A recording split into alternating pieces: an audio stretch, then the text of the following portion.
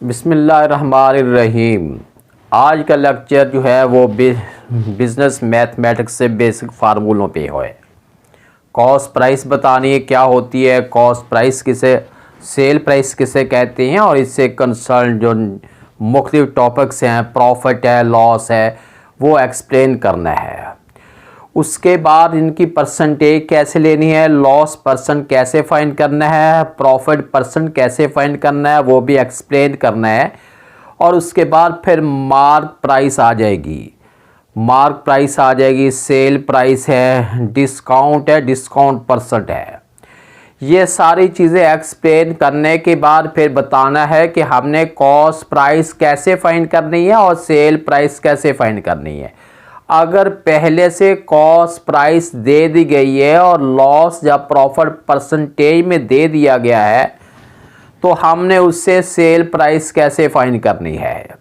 और अगर sale price दे दी गई है और लॉस परसेंट भी दे दिया गया है, तो हमने फिर कॉस्ट प्राइस कैसे फाइंड करनी है।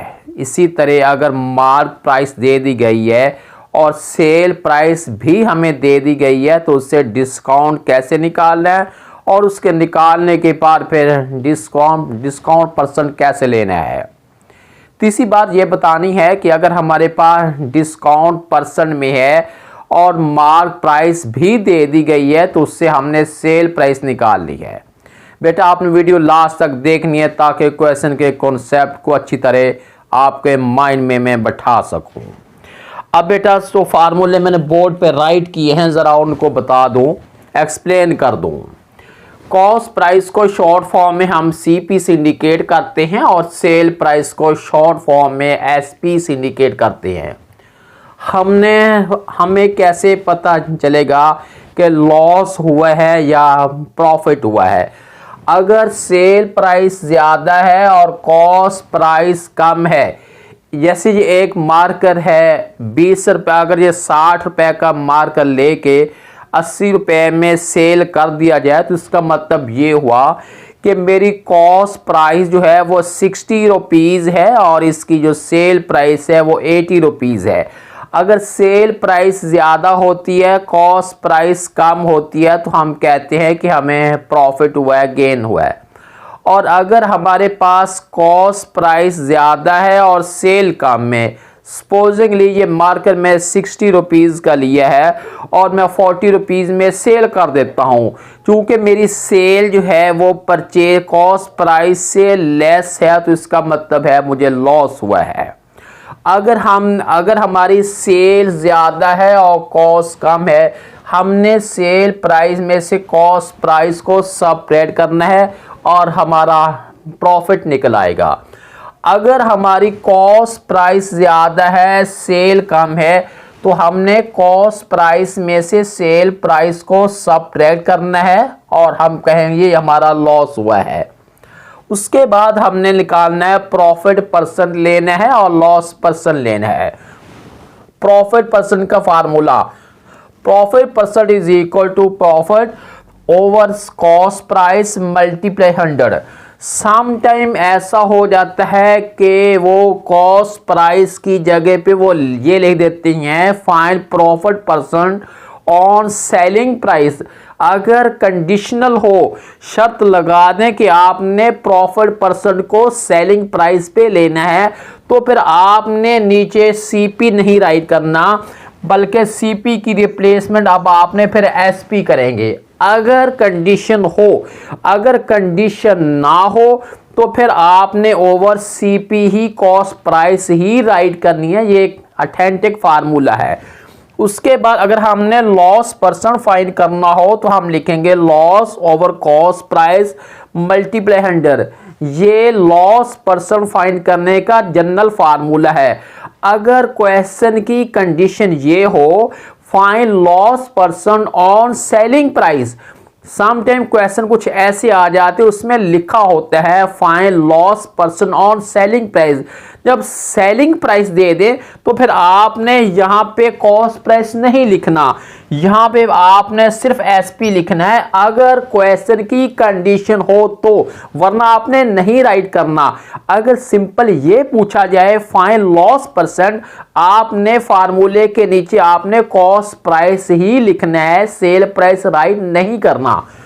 उसके बाद अगर हमारे पास कॉस्ट प्राइस भी मौजूद है और लॉस और प्रॉफिट परसेंट भी मौजूद है, हमने सेल प्राइस निकालनी है तो उसका फार्मूला ये है sale price SP is equal to cost price multiply 100 plus profit. अगर प्रॉफिट है तो आपने ऊपर वाली लाइन लिखनी है 100 प्लस प्रॉफिट, और अगर लॉस है तो आपने लिखना है 100 माइनस लॉस। दोनों में से आपने एक लाइन लिखनी है। अगर प्रॉफिट है तो आपने ऊपर वाली लाइन लिखनी है, अगर लॉस है तो आपने नीचे वाली लाइन लिखनी है, और ओवर में 100 आएगा। ये हम उस वक्त करते हैं जब हमारे पास कॉस्ट प्राइस भी होती है, लॉस और प्रॉफिट परसेंटेज में होता है, और सेल प्राइस फाइंड करने हो तब हम ये फार्मूला लगाते हैं। अगर हमारे पास ऑलरेडी सेल प्राइस भी मौजूद है, लॉस और प्रॉफिट परसेंट भी मौजूद है, तब हमने कॉस्ट प्राइस कैसे फाइंड करनी है? Cost price is equal to sale price multiply 100 over 100 plus profit. अगर प्रॉफिट है तो आपने ऊपर वाली लाइन लिखनी है, अगर लॉस हुआ है तो आपने नीचे वाली लाइन लिखनी है। मतलब है कि लॉस को हमने 100 से सबट्रैक्ट करना है, अगर प्रॉफिट है तो 100 में वो प्रॉफिट को हमने ऐड करना है। उसके बाद आगे हमारा डिस्काउंट का मतलब होता है रैत। कॉमन वर्ड में जैसे आप दुकान पे जाते हैं और दुकानदार कहता है ये चीज़ 500 रुपए की है, आप बहस बार्गेनिंग करते हैं कि नहीं जी फलान दुकान से जो है वो 480 रुपए की मिलती है, 480 रुपीज़ की मिलती है। वो कह देता है चलो मुझसे भी आप ये 20 रुपीज़ कम कर दें। अब उनकी जो लिखी हुई है वो MPF मार्केट प्राइस वो होती है जो ऊपर राइट की हुई हो। सेल प्राइस वो होती है जिस पे आपको वो दुकानदार बेच रहा है। जो उनके दरमियान जो गैप होता है, डिफरेंस होता है, हम उसे नेम देते हैं डिस्काउंट का। अब देखें हमारे पास जो है, अगर डिस्काउंट फाइंड करना हो, मार्क प्राइस में से हमने सेल प्राइस को माइनस कर देंगे। सपोजिंगली एक बुक है उसके ऊपर आपका 500 रुपीज़ लिखा हुआ है, ये आपकी है मार्केट प्राइस, दुकानदार आपको दे देता है 480 रुपीज़ में। अब 500 से हमने 480 को सबट्रैक्ट करना है, रिमेनिंग जो है जो 20 रुपीज़ आ जाएगा ये डिस्काउंट आ जाएगा। मतलब ये है कि दुकानदार ने इतनी हमें राइट दी है। उसके बाद अगर हमने और MP को मैंने लिखा है मार्केट प्राइस, यानी जो ऊपर और लिस्टेड प्राइस इसको कहते हैं, और जो लिखी होती है हम उसको नेम देते हैं मार्केट प्राइस। अगर हमने डिस्काउंट परसेंट फाइंड करना हो तो लिखेंगे discount over MP multiply 100। General formula है। सम टाइम इसमें भी प्रॉब्लम डाल देते हैं, कंडीशन ये बन जाती है कि find discount percent on selling price. जब सेलिंग प्राइस आए तब आपने नीचे MP राइट नहीं करना बल्कि SP राइट करना है, सेलिंग प्राइस राइट करनी है। अदरवाइज अगर वो सिंपल ये पूछ लें कि फाइंड डिस्काउंट परसेंट, तब आपने नीचे मार्क प्राइस ही राइट करनी है। यही हमारा ऑथेंटिक फार्मूला है। उसके बाद अगर हमने SP फाइंड करना हो, सेल प्राइस फाइंड करनी हो, हमारे पास मार्क प्राइस ऑलरेडी हो और डिस्काउंट परसेंटेज में हो, हमने वहां से हम सेल प्राइस कैसे फाइंड करेंगे? Sale price is equal to mark price multiply 100 minus discount over 100। अगर हमारे पास पहले से सेल प्राइस मौजूद है और डिस्काउंट परसेंटेज में मौजूद है, फिर सुने, अगर हमारे पास ऑलरेडी सेल प्राइस मौजूद है और डिस्काउंट परसेंटेज में है, वहां से हमने मार्क प्राइस कैसे लेनी है? आपने लिखना mark price is equal to sale price multiply 100 over 100 minus discount. ये फार्मूला है मार्क प्राइस फाइंड करने का। ये तो बेसिक फार्मूले मैंने सिखाए हैं। उसके बाद अब हमने क्वेश्चन स्टार्ट करने हैं। ओ लेवल की तीसरी बुक D3 जो है उसका चैप्टर नंबर 5 है, उसमें जो फार्मूले जो है ये इस्तेमाल होते हैं। आज हमने उसी चैप्टर को स्टार्ट करते हैं। उससे पहले मैंने बेसिक फार्मूले राइट किए हैं। आप जो है जी बेटे आप क्वेश्चन में फोकस करते हैं। मैंने क्वेश्चन राइट किया है बोर्ड पे। ये D3 का 5 चैप्टर का प्रैक्टिस नाउ 1 है। इसका 1 का ए पार्ट है bicycle which cost $180 is sold for $240 express profit as percentage। सबसे पहला काम हमने ये करना है कि इसकी हमने CP राइट करनी। कॉस्ट प्राइस हमारे पास है $180 है। उसके बाद हमारा SP जो है वो $240 है। अब हम पहले तो ये कंपेयर करते हैं क्या सेल प्राइस ज़्यादा या कॉस्ट प्राइस ज़्यादा है। अगर सेल प्राइस ज़्यादा है कॉस्ट प्राइस कम है तो इसका मतलब ये हुआ कि हमें प्रॉफिट हुआ है। लिखेंगे SP माइनस CP। SP हमारे पास है 240 और ये हमारे पास है 180। 240 से यानी 180 को सेपरेट करते हैं, रिमेनिंग जो है हमारे पास जो है $60 जो है हमें प्रॉफिट हुआ है। वो कहते हैं कि फाइंड करना है प्रॉफिट परसेंटेज। हमने यहाँ पे लिखना है profit percent is equal to लिखेंगे प्रॉफिट ओवर CP मल्टीप्लाई 100 है। अब हमारे पास कितना निकला है 60 निकला है। 60 ओवर CP हमारे पास कितना है CP हमारे पास है 180 मल्टीप्लाई 100। अब हम इसको कैंसिल करना है। 60 1 ज़ा 60, 63 ज़ा 180, 100 ओवर 3 इसका मतलब है 33.33% जो है ये हमारे पास निकला है। इसका प्रॉफिट परसेंट निकला है। अब इसी क्वेश्चन का B पार्ट सॉल्व करते हैं। इसका B पार्ट ये है an antique chest which cost $6,000। Antique chest जो है उसकी कॉस्ट प्राइस जो है $6,000 है। सबसे पहला काम हमने वही करना है कि कॉस्ट प्राइस लिखेंगे हम। कॉस्ट प्राइस जो है 6000 है और उसके बाद उसकी जो सेल प्राइस है, सेल प्राइस इसकी है $5000 है। अब हमने एक्चुअल देखना ये है कि क्या सेल प्राइस ज़्यादा है या कॉस्ट प्राइस ज़्यादा है। अगर सेल प्राइस कॉस्ट से लेस होती है तो अल्टीमेटली उसमें लॉस होता है। अब हमने लॉस लेना है। जब लॉस लेना है हमने कॉस्ट प्राइस को पहले लिखना है और सेल प्राइस को बाद में करेंगे। कॉस्ट प्राइस हमारे पास कितनी है वो 6000 है और सेल प्राइस जो है 5000 है। इसका मतलब हुआ कि 1000 जो है वो हमें लॉस हुआ है। आगे वो कहते हैं लॉस परसेंट फाइंड करना है। लॉस परसेंट फाइंड करने उन्होंने ये लिखा है find express loss percent on selling price. अब यहाँ पे थोड़ी सी स्टूडेंट को बात का कॉम्प्लिकेशन हो जाती है। वो जो फार्मूला उनको याद होता है उसको इम्प्लीमेंट करते हैं। एक्चुअल हमने ये देखना है कि सेलिंग के ऊपर उन्होंने पूछा है तो हम नीचे जो है वो सेलिंग प्राइस लिखेंगे। हम लिखेंगे लॉस ओवर SP है मल्टीप्लाई 100 है। अब यहाँ हमने इसकी जो वैल्यू है वो लिखेंगे।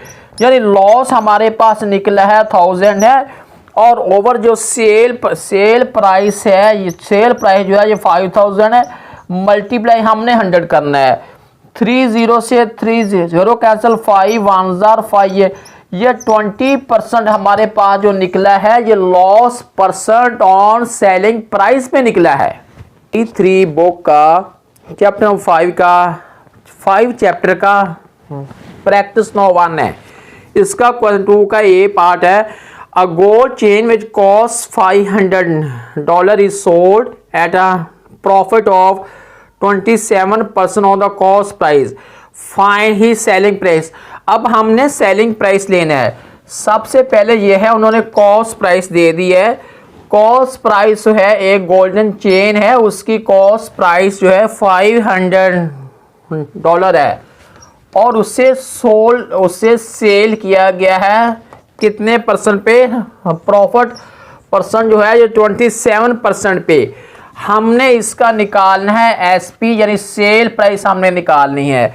वो सेल प्राइस का फार्मूला तो ऑलरेडी मैंने आपको पहले सिखाया हुआ है।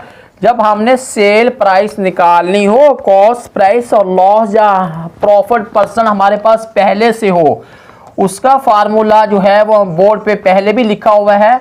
अब मैं बोर्ड पे दोबारा लिख रहा हूँ। आपने इस फार्मूले के अंदर जस्ट जो है वैल्यू जो है वो पुट करनी है।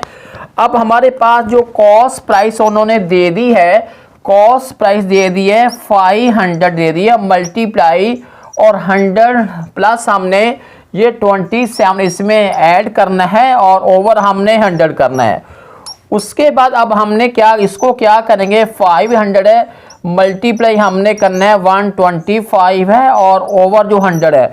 अब इन वैल्यू को आपस में, इन वैल्यू यानी ये इससे ये कैंसिल हो गया। उसके बाद हमने 5 को 127 से मल्टीप्लाई करना है। 5 7 35, 3 कैरी, 5 2 10 और 3 13 1 कैरी, 5 1 5 और 1 6 है, यानी $635 जो है ये गोल्डन चेन की सेल प्राइस आ गई है। ये क्वेश्चन नंबर जो है 2 का ए पार्ट है, प्रैक्टिस नो 1 चैप्टर नंबर 5। उसी का आप क्वेश्चन नंबर 2 का बी पार्ट जो है वो देखते हैं। वो ये है, आकार which cost R S $78400 is sold at a loss of 6% on the cost price, find its selling price। अब हमने इसका जो सीपी है यानी कॉस्ट प्राइस जो है कार की वो है 78400 और उस पे लॉस परसेंट है, कितने लॉस में दिया है उन्होंने? 6% पे। अब हमने इसकी जो सेल प्राइस है वो फाइंड करनी है कि इसकी सेल प्राइस कितनी होगी। इसका फार्मूला भी वही है, हमने सेल प्राइस लेनी, हम लिखेंगे SP is equal to CP multiply. अगर लॉस हो तो हमने 100 में से लॉस को सबट्रैक्ट करना है।